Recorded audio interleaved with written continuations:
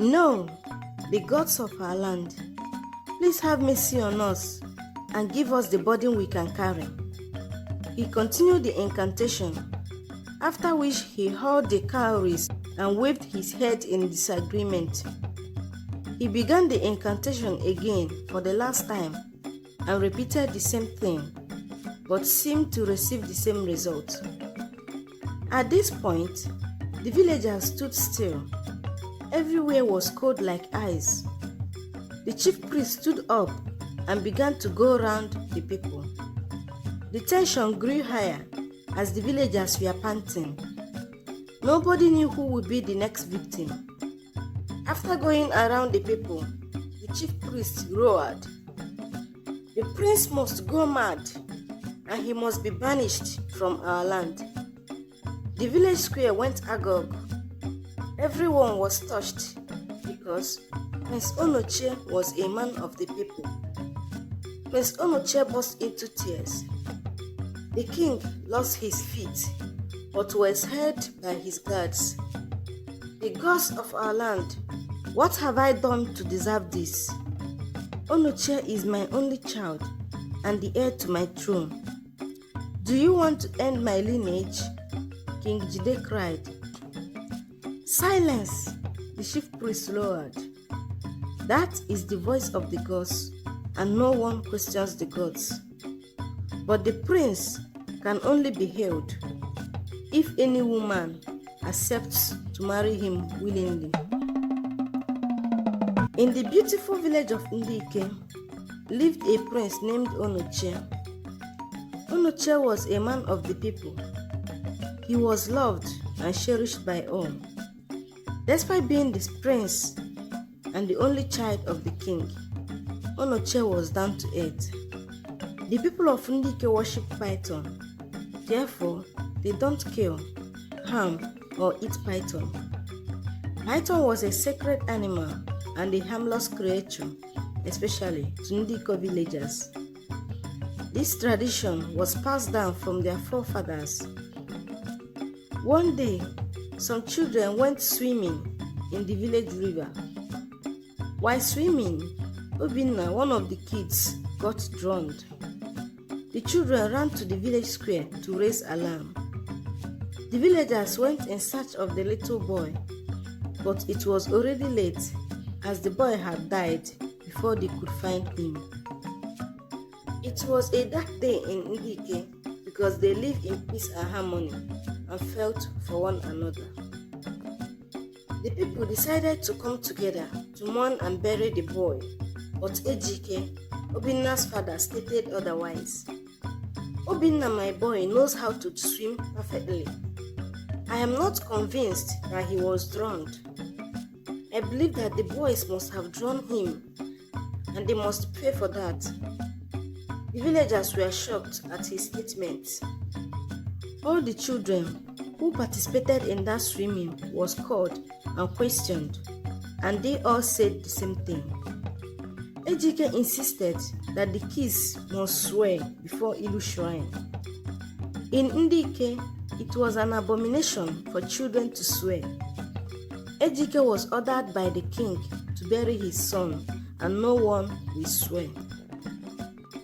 In pain, Ndike buried his son alone because he said that he didn't want anyone around. Obinna was the only child of Ndike and his only relative alive. His wife was late. He had no brother or sister. After the burial, as part of the tradition, a python visited Ndike to share his grief. This is a common thing in Ndike. Whenever there is a childbirth, marriage, or death in the village, a python must likely visit the family to share their pain, grief, or joy. Ndike had the thought of committing suicide after burying his son. So the moment he saw the python, he decided to do something terrible to punish the villagers for robbing him his only reason of surviving. Ndike killed the python and poisoned himself. After a few months, Ndike's atmosphere changed. There were many unfortunate events like sickness, famine, and intra-wars. King Ndike invited the chief priest to find out what the problem was. After some divination, the chief priest confirmed that a python was killed by a grieved man. Such an abomination was unheard of. The village was in turmoil and repeatedly cursed Ndike for bringing such calamity to them. King Ndike hastened to perform the cleansing ritual to relieve his people from suffering. The cleansing ritual was scheduled on Eke Market Day. On this day, the king and the villagers assembled at the village square. The chief priest began the Immerse ritual. After several incantations, he hurled cowries on the ground and screamed, "No, the gods of our land, please have mercy on us and give us the burden we can carry." He continued the incantation, after which he hurled the cowries again and waved his head in disagreement.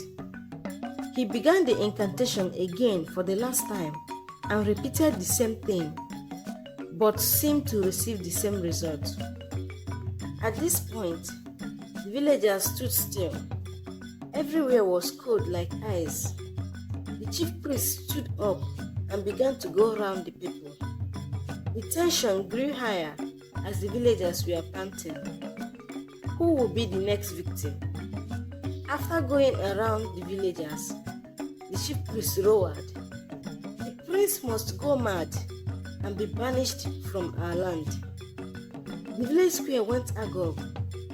Everyone was touched because Prince Onochie was a man of the people.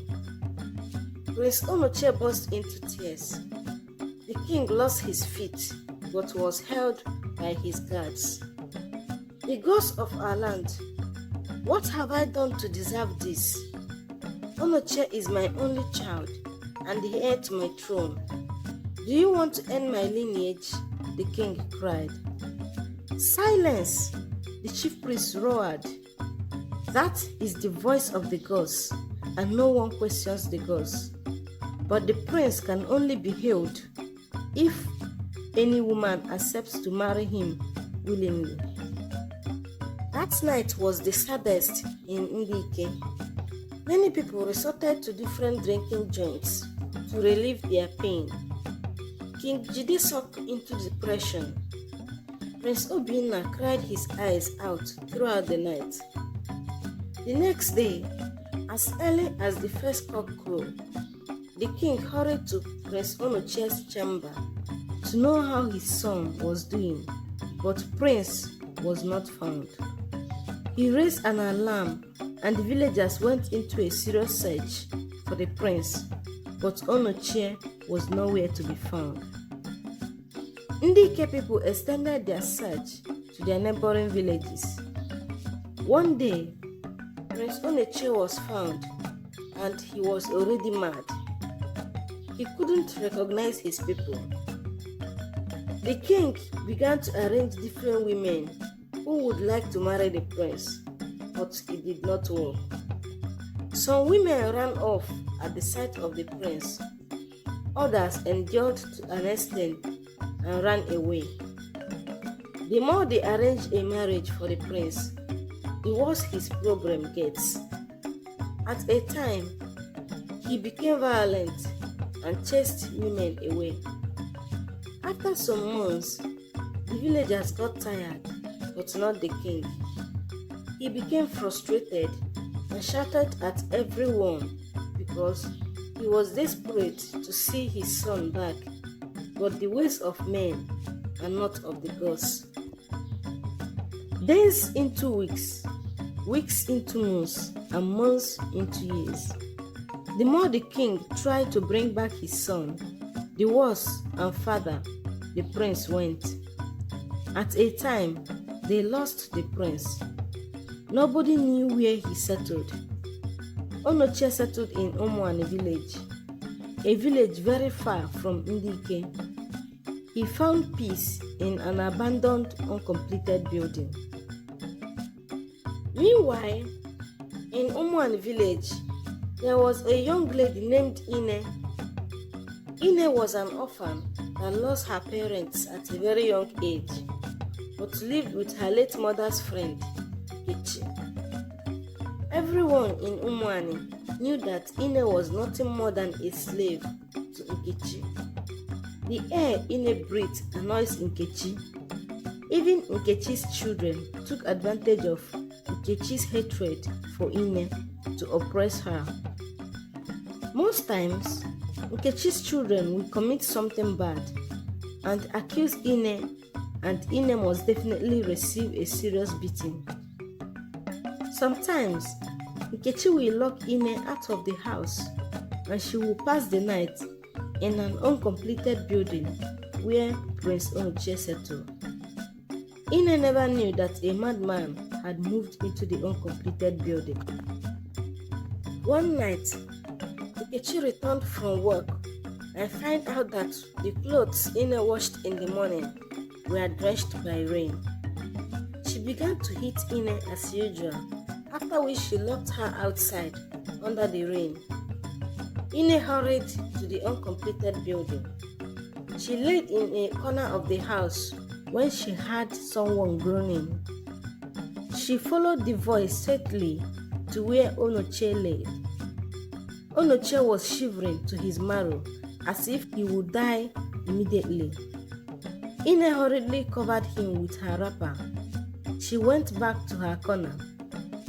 Very early in the morning, she went to Onochie to take her wrapper.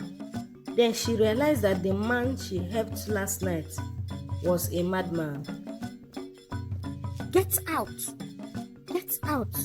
I said get lost!" Onochie shouted. Ine went back to her house. The next day, she saw the madman begging food in the village market. Out of pity, she bought some food and gave him. Thence, the madman grew fond of Ine. He began to follow her around.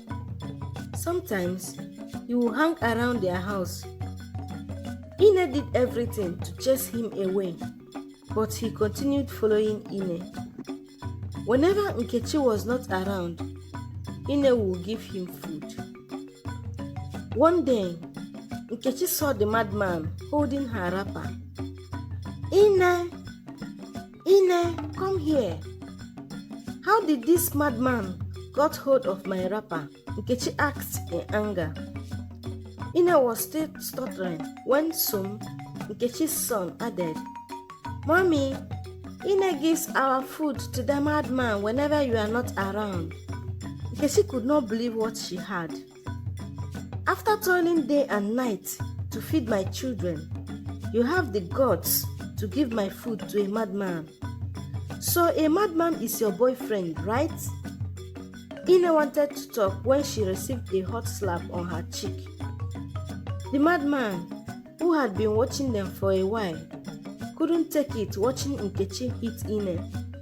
He intervened immediately to save Ine, and Nkechi ran away. When Nkechi returned, she pushed Ine out of her house and asked her to go ahead and marry the madman. Ine pleaded with her auntie, begging her to forgive as she had nowhere to go, but Nkechi locked her heart. Ine had no other option, so she moved into an uncompleted building where Onochie lived. The madman was usually violent, but whenever he sees Ine, he will be calmed, behave and talk like a normal human. The villagers wondered how Ine was comfortable living in the same building with a madman. In Umuani, it is an abomination to live with a man that is not your husband. One day, in order to hurt Ine more, Nkechi connived with the villagers to force Ine to marry the madman since they lived together. Though some people in the village condemned the idea, the majority supported it. Ine was forced by the villagers to marry the madman. Ine was heartbroken, but she accepted her fate as there is no one to speak for her. The villagers arranged a mockery marriage ceremony between Ine and the madman. The night after their marriage, out of heartbreak, Ine knelt and called upon her dead parents to intervene for her. She took a deep breath and decided to accept her fate. She began to treat the madman nicely, barbed his hair, and took good care of him. A few weeks after their marriage, one night, Ine woke up and saw the madman crying. "Why are you crying, my husband?" Ine asked. "Onochie." "My name is Onochie," the madman said. Ine was surprised. "I am Onochie, the crown prince of Ndike village. Thank you, the gods of our land, for healing me," Onochie said while kneeling. At this point, Ine realized that her husband had regained his sanity. She hugged him amidst tears of joy. "Thank you, Ine. Thank you for loving me," Onochie said while sobbing. For the rest of the night, Onochie and Ine did not sleep as he was narrating his story to Ine. Very early in the morning the next day, they said to Ndike. It took them 4 days to get to Ndike village. The moment Prince Onochie set foot in Ndike, many people recognized him. People began to chant his praises. "Indeed, you are loved by your people," Ine said, and Onochie smiled. King Jide had become very tired and sick because of Onochie's disappearance. When the king saw his son, he knelt and thanked the gods for reviving him. The prince was welcomed and dressed immediately. Ine was also welcomed and dressed as a princess. There was a grand ceremony in Ndike that lasted for a week. There was also a grand marriage ceremony between Prince Onochie and Ine. Their marriage attracted many prominent people from different villages. When Nkechi heard that the madman who married Ine was a rich prince, she was embittered as her plan did not go as expected. Ine and the prince lived happily ever. That is the end. Thanks for watching. Please subscribe, like, and comment. Thank you.